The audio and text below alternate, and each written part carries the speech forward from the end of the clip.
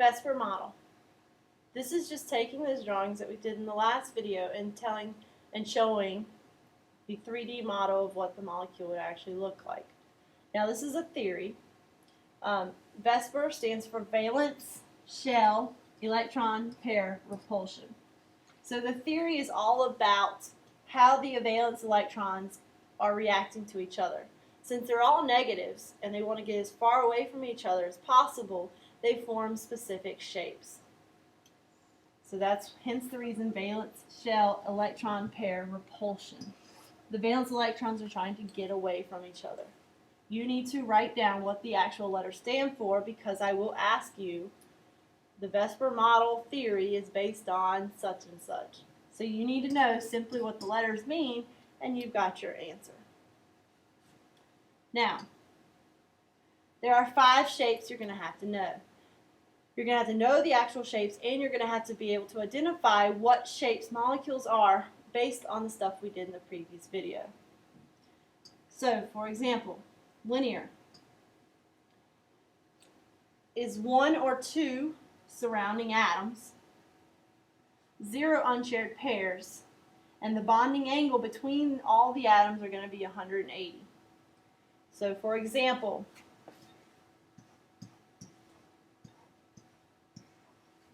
carbon dioxide. When you draw the structural formula, it looks like this. By surrounding atoms, I mean literally how many surrounding atoms are around that center atom. Not lines. You are counting the actual atoms. Okay? So this one has 2 surrounding atoms, SA, and then you count unshared pairs on the center atom. Okay, I don't care about any other thing, just the center. Are there any leftover dots on the center atom in this case? So no, so that is 0 unshared pairs. When you count those 2 things and compare it to the table that you're filling in now, you get your answer as linear. So when you actually build this molecule, all of these atoms are in a straight row. Therefore, their angle is 180 degrees away from each other. Next, we have bent. That means literally, it looks like you've taken the linear model and bent it. Now it's bent for a reason, and we're going to talk about that in just a second. Bent 2 surrounding atoms and 2 unshared pairs. The example that you need to know the best is this one. Now it might not look like bent when you draw it, okay? This sort of looks linear. The drawing doesn't matter. It all comes down to the counting piece. You can draw it however you want, but you still should be able to tell me it's bent based on this information. So if you count the surrounding atoms, 1, 2, you have 2 surrounding atoms, and then you count pairs, unshared pairs of valence electrons on the center atom. So 1, 2. So 2 unshared pairs. This means that this is bent. Now, what do you think is causing this to bend that linear didn't have? Over here, okay, it's going to look like ears, but these are your 2 unshared pairs. They have to go somewhere, and they're still there. So these 2 unshared pairs are sitting on top here, and since they're negative as well, they're causing the 2 atoms to bend, which gives it that bent shape. Next, trigonal planar, or trigonal planar. Tri means 3. So 3 surrounding atoms that are all on a plane. They're on one surface, so it is flat. Okay? So 3 surrounding atoms and 0 unshared pairs. That's why it's able to be flat, because there's no unshared pairs causing it to bend. Okay? So typically when it's on a flat surface or straight or something, it's always going to have 0 unshared pairs. Now the angle between all of these, okay, between all of these atoms is 120 degrees. So an example, we just did one of these in the last video. BF3, 3 surrounding, right? 3 surrounding atoms.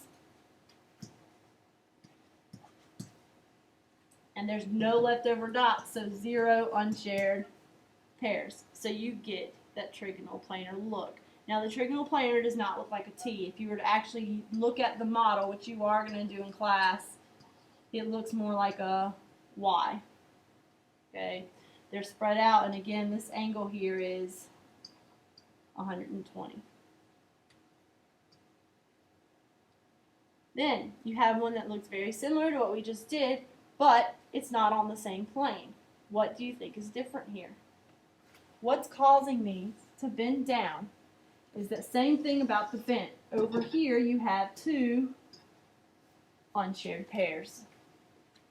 But it's still called trigonal, trigonal, tri-pyramidal. And it's called that because it looks like a pyramid. It's a pyramid with 3 edges to it. Okay? So the same difference as linear and bent. You have 3 surrounding atoms, but you have a unshared pair. We've done one of these as well already.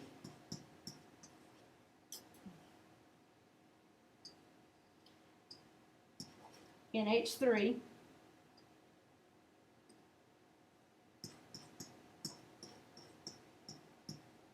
okay, 3 surrounding, 1, 2, 3, so 3 surrounding atoms, and then you have 1 unshared pair, trigonal pyramidal. Now since you're causing them to make that pyramid, they're going to have 109.5 angle between each thing. Then tetrahedral. We talked about tetra before. Tetra is a prefix for 4. Okay. So this one you have 4 surrounding atoms, 0 unshared pairs, and the bonding angle again is 109.5.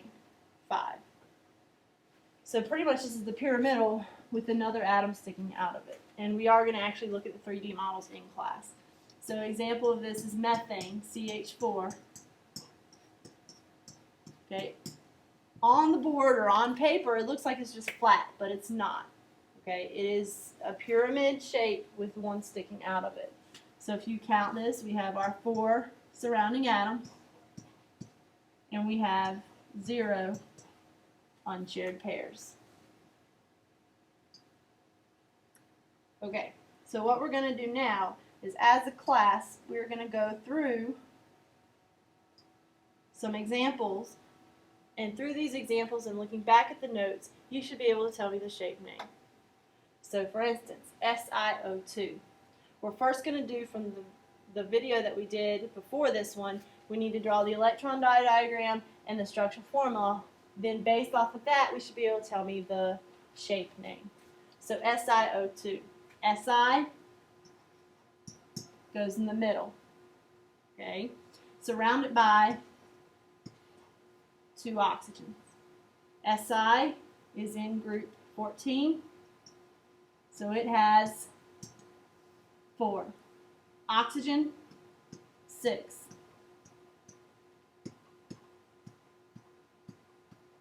Okay? From here, what do I do? What am I trying to get these atoms to do? You want them to share so they're able to have their 8 valence electrons, become one of the noble gases, at least by looking at their valence electrons. So oxygen, first off, has 6. It shares 1 pair. It now has 7. 1, 2, 3, 4, 5, 6, 7. Is it stable? Is it happy? Did it fulfill the octet rule? No. So it needs to share another pair. You're going to have them share until everybody's happy or stable. Oxygen's now good. 1, 2, 3, 4, 5, 6, 7, 8. Do the next oxygen. Now has 7. Now has 8. Count the center atom just in case. 1, 2, 3, 4, 5, 6, 7, 8. It's good to go. Now we're going to take this diagram and do the structural formula. So all you're going to do is put the elements in the same place. And instead of the circles, you're going to turn them into lines. So how many circles are between this oxygen and this Si? 2. So we're going to draw two lines. I don't know what happened. Okay. Same thing with this Si and this O. 1, 2. I don't know why it's bending. Okay. Then, are there any leftover dots on the center atom? I do not care about the outside. No. So we're done with the structural formula. That's it. Shape name. Look back at what we just did. What are the two things we counted for each shape? We counted surrounding atoms and we counted unshared pairs. So we're going to count the surrounding atoms, which is SA, and we're going to count unshared pairs. By surrounding atoms, again, I mean just the actual elements on the outside. Do not count the lines. That's the most common mistake. So therefore, we have 1, 2. 2 surrounding atoms. Then, are there any leftover dots on Si? No, so 0. So now compare that to the notes that we just went over. What shape has 2 surrounding atoms and 0 unshared pairs?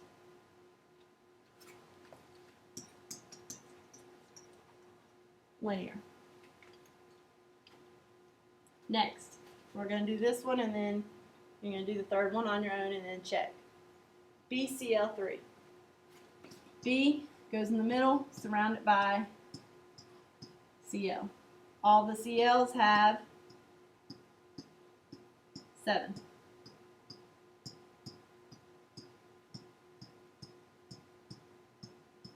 B, group 13, so it has 3.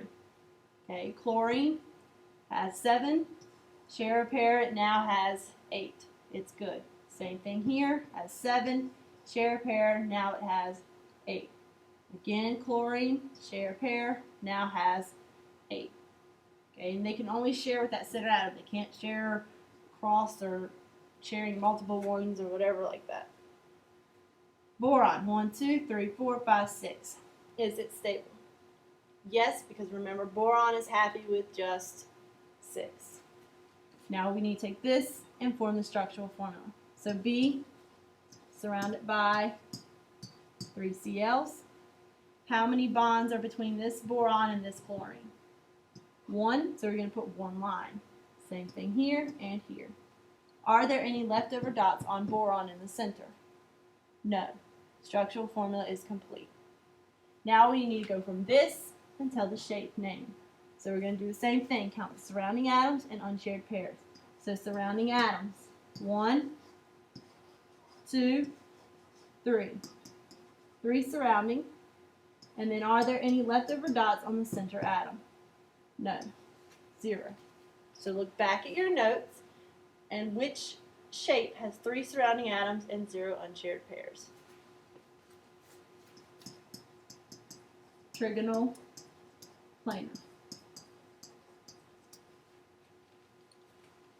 Okay, H2O. I'm going to get you started, and then you need to pause the video and finish it.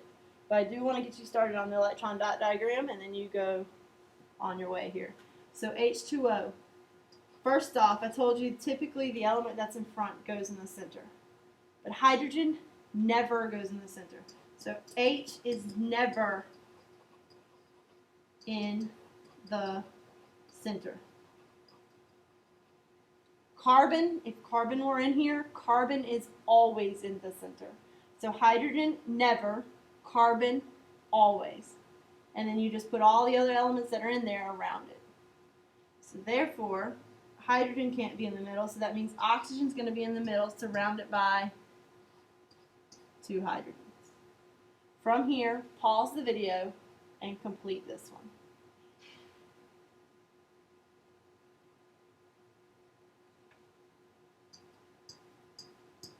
Okay, just to make sure you've done it correct, you can fast forward the video if you don't want to hear this part of it and just check yourself. But oxygen has 6, hydrogen has 1, share a pair, hydrogen's good. Share a pair, hydrogen is good. Remember, hydrogen's happy with just 2. Now, this part is done, we need to go over here. oxygen surrounded by 2 hydrogens. How many pairs are shared here? Just one. Same thing here. Are there any leftover dots on the center atom? 1, 2, 3, 4. So therefore you need to have 4 leftover dots on the center atom. Shape name.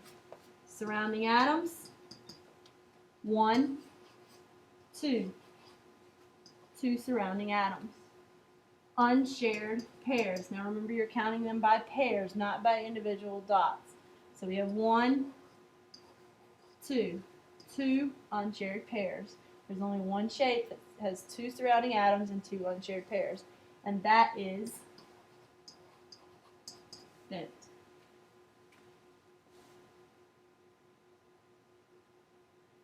We will do more practice with this in class. We will also be building models of everything that we're doing as well as a lab, and hopefully you will get really good at this and do really well on the test.